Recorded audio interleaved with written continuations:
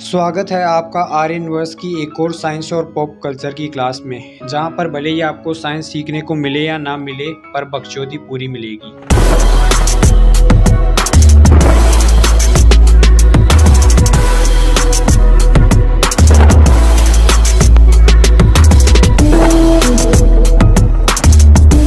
Movies का हमारे समाज पर काफी असर पड़ता है। अपने पास्ट के दिनों में मूवीज ना के बराबर होती थी, तो लोगों के चरित्र पर बुक्स का प्रभाव पड़ता था, मगर आज तो बुक्स ना के बराबर हैं। मरा नहीं है मगर कम हो गया है, लेकिन मूवीज का नहीं। मॉडर्न मीडिया में जैसी चीजें दिखाई जाती हैं, कहीं ना कहीं लोगों की थिंकिंग वैसी ही बनती चली जाती है, और इसमें सबसे ज्यादा प्रभावशील अपनी फिक्शन इंडस्ट्री ही है, क्योंकि ये एक ज्यादा ग्रुप ऑफ ऑडियंस को पकड़ती है। और आज का सवाल यही है कि क्या आज की हाल फिलहाल की सुपर हीरोज एम्पावरिंग हैं, या फिर चीजों को सेक्सुअलाइज तरीके से दिखाकर ये सिर्फ एक मनी मिल्किंग का तरीका रह गया है। 2015 में यूनिवर्सिटी ऑफ मसूरी में एक स्टडी की गई, जहां पर उन्होंने कई टीनेज बच्चों को एग्जामिन किया और उनके पोटेंशियल पैसिव और नेगेटिव इन्फ्लुएंस को जाना, और पाया कि नौजवान बच्चों के अंदर सेक्सुअलाइज फीमेल कैरेक्टर्स को लेकर अलग अलग विचारधारा बनी हुई है, कि जैसे उनके gender role belief, body esteem और सेल्फ ऑब्जेक्शन पर क्या क्या विचारधाराएं बन जाती हैं, क्योंकि बच्चे उनसे अपने आप को कनेक्ट करने लगते हैं। और ध्यान देना कि ये स्टडी लोगों के बीच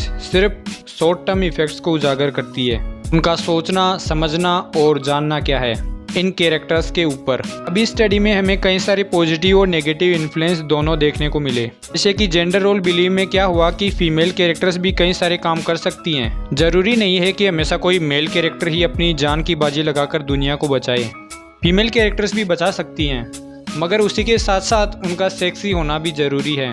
ऐसा मेरा नहीं कहना है, स्टडी में पाया गया है। अब हम ये जानने की कोशिश करेंगे कि ये सारा खेला आखिर स्टार्ट कहाँ से हुआ। अमेरिका में 1960 के दशक में नई तरह की सुपर हीरो कॉमिक बुक्स आने लगी, जो कि आम जनता के सिविल राइट्स के लिए लड़ी जाने वाली भावना को प्रतिबिंबित करती थी। साथ ही में एक नई तरह की लड़ाई चल रही थी, जिसमें कि सारी अमेरिकन महिलाएं अपने इक्वल राइट्स की डिमांड कर रही थी और लंबे समय से चले आ रहे स्टीरियोटाइप्स के खिलाफ भी लड़ रही थी। तभी 1960s में I wonder woman, the first and most iconic female super hero. DC comics में वंडर वुमन का डेब्यूट सेकेंड वर्ल्ड वॉर के टाइम में हुआ था। एक अमेजोन वॉरियर जिसने अमेरिकन फोर्सेस से मिलकर नाजिस के खिलाफ लड़ने में मदद की, लेकिन वंडर वुमन शुरुआत से ही फीमेल पावर्स को लेकर एक स्ट्रॉन्ग मैसेज डिलीवर कर रही थी, जो कि आया था एक अनयूजुअल क्रिएटर विलियम मोल्टन मॉस्टन विलियन से। अब अगर प्रोनाउंसिएशन ऊंचा नीचा हो गया तो अपने हिसाब से कर लेना। ये वही क्रिएटर था जिसने वंडर वुमन को क्रिएट किया था। इनके पास लॉ डिग्री और साइकोलॉजी में हार्वर्ड यूनिवर्सिटी से भी डिग्री थी। ये बंदा उस समय की औरतों की साइकोलॉजी समझता था। इसे पता था कि उस समय देश की महिलाओं को क्या चाहिए। लेकिन ये तो हुई फीमेल सुपर हीरोज की गोल्डन एरा की बात। 90s का दशक मेल एंटी हीरोज के लिए एक गोल्डन टाइम रहा, जबकि वहीं देखा जाए तो ये फीमेल सुपर हीरोज के लिए एक बहुत ही ज्यादा डार्कर टाइम था। 90s के दशक में फीमेल सुपर हीरोज का sexualisation main stream super hero comics में अपने चरम पर था, जिसका सबसे बड़ा कारण था कि उस समय सारे सुपर हीरो कॉमिक क्रिएटर्स सिर्फ मर्द ही थे। 90s तक आते आते कॉमिक्स का एक बहुत बड़ा फैन बेस बन चुका था, और 1989 तक तो कॉमिक्स का बैन होना भी बंद हो चुका था। इसका पूरा फायदा उठाकर फीमेल कैरेक्टर्स जिसको एग्जैजरेट किया गया, और उस समय तो फेमिनिज्म बैकलेस में था। कॉमिक्स में सिर्फ मस्कुलर हाइपर एथलेटिक मेल्स और हाइपर सेक्सुअलाइज फीमेल्स ही देखने को मिलती थी। फीमेल कैरेक्टर्स के ब्रेस्ट का साइज उनके सर से भी बड़ा होने लगा था। फीमेल सुपर हीरोज के लिए सिर्फ एक ही पोज होता था, जिसे अब ब्रोक बैक पोज के नाम से जाना जाता है, जिसमें always women's behind is facing you with a turn so that both of her upper body curve are facing you. Creator females को नहीं बल्कि अपनी बिज़ार फैंटेसीज को ड्रॉ कर रहे थे कि what a woman should look like, but we all know that no woman ever look like that. इस समय महिलाओं का एज ए क्रिएटर और कैरेक्टर बहुत ही बुरा हाल चल रहा था, क्योंकि किसी को भी अपने जेंडर की इंसल्ट और ह्यूमिलेशन को देखकर मजा नहीं आएगा। अब मानते हैं सिनेमा है, चीजें ग्लोरीफाइड तरीके से ही दिखाई जाएंगी, लेकिन क्या होता है कई बार चीजें हाथ से बाहर निकल जाती हैं। जैसे कि कैरेक्टर्स का पहनावा, उनकी अलग अलग रिस्पॉन्सिबिलिटीज, उनका work place, public appearance, personality और फिजिकल स्ट्रेंथ, और भी कई सारी चीजें मैटर करती हैं। अब किसी न किसी बच्चे का ये सपना तो रहा ही होगा कि वो एक दिन सुपर हीरो बनेगा, दुनिया को बचाएगा, एक कूल सा कॉस्ट्यूम पहनेगा, फैसिनेटिंग पावर्स रखेगा। मगर लड़कियों में देखा जाए तो ये बात बहुत ही अलग हो जाती है। अभी तो कम हो गया है जब मूवीज़ को फीमेल डायरेक्टर्स ही डायरेक्ट करने लगी हैं। कई सारी चीज़ें बदल गई हैं। ये अच्छी बात है कि फीमेल डायरेक्टर्स ने सेक्स और न्यूडिटी का अलग ही रूप दिखाया है। एटर्नल्स का ही एग्जाम्पल ले लो, जैसा कि एटर्नल्स मूवी को एक Oscar award winner female director Chloe Zhao ने डायरेक्ट किया, जिन्होंने हमें एमसीयू का पहला लव मेकिंग सीन दिखाया।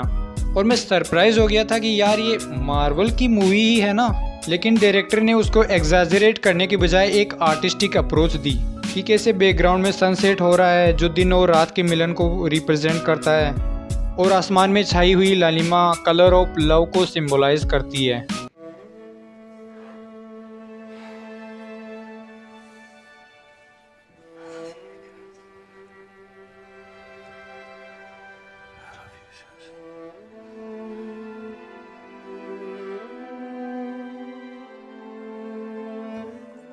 कसम से यार देखकर मजा आ गया था।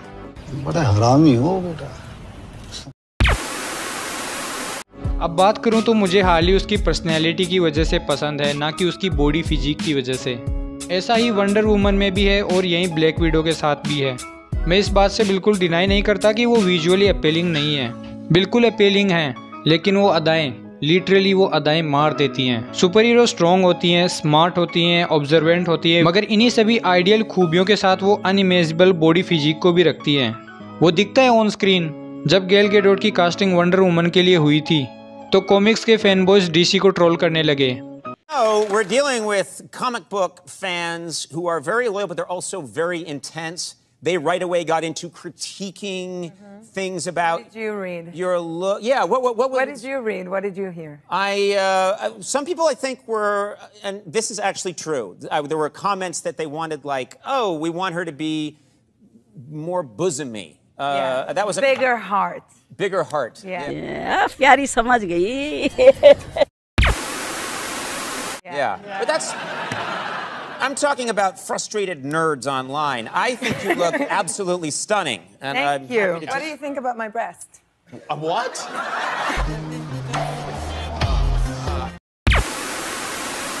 Gal Gadot.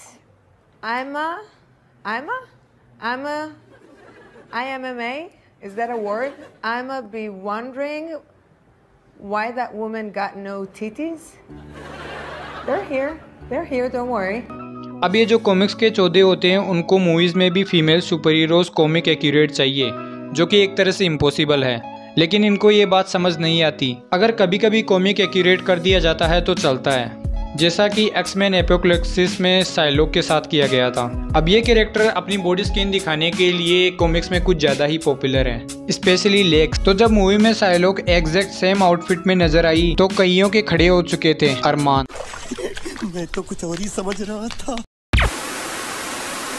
अब देखो यार, दुनिया में हर किसी का देखने का नज़रिया अलग अलग होता है। अगर मनुष्यत की नज़र से देखोगे तो सब खराब ही दिखेगा, लेकिन अगर दुनिया को फन लविंग तरीके से देखोगे तो दुनिया बहुत ही सुंदर भी लगेगी। सुपर हीरो मूवीज में फीमेल हमेशा से सेक्सुअल अपीलिंग नजर आ रही थी, आ रही है और आगे भी आएंगी। अगर इस चीज का मुझे सिंपल बस एक वर्ड में आंसर देना हो तो आंसर होगा ठरक, जिस पर मैं पूरी किताब भी लिख सकता हूँ।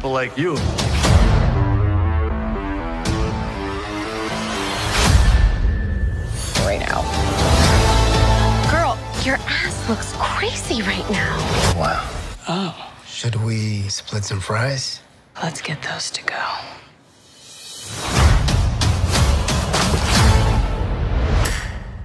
सी हल्क का ट्रेलर देखने के बाद आपको इतना अंदाजा तो लग ही गया होगा कि कोई भी दूध का दूल्हा नहीं है। डिज्नी, मैं तुम्हारी बात कर रहा हूँ। सबको पैसा चाहिए। अब ऐसा नहीं है कि मेल कैरेक्टर्स के साथ भेदभाव नहीं हुआ है मगर कोई ध्यान नहीं देता। हम देंगे किसी दिन किसी वीडियो में। लेकिन अब मैं आपसे पूछना चाहता हूँ कि आप क्या चाहते हो? क्या आप फीमेल सुपर हीरो कैरेक्टर्स को वुमेन एम्पावरिंग देखना चाहते हो या फिर कॉमिक एक्यूरेट? कमेंट्स में अपने जवाब जरूर बताएं। वीडियो को हम यहीं पर रैप अप करेंगे क्योंकि वीडियो बहुत लंबी होने वाली है। इसको एडिट करते करते फट के हाथ में आ जाएगी।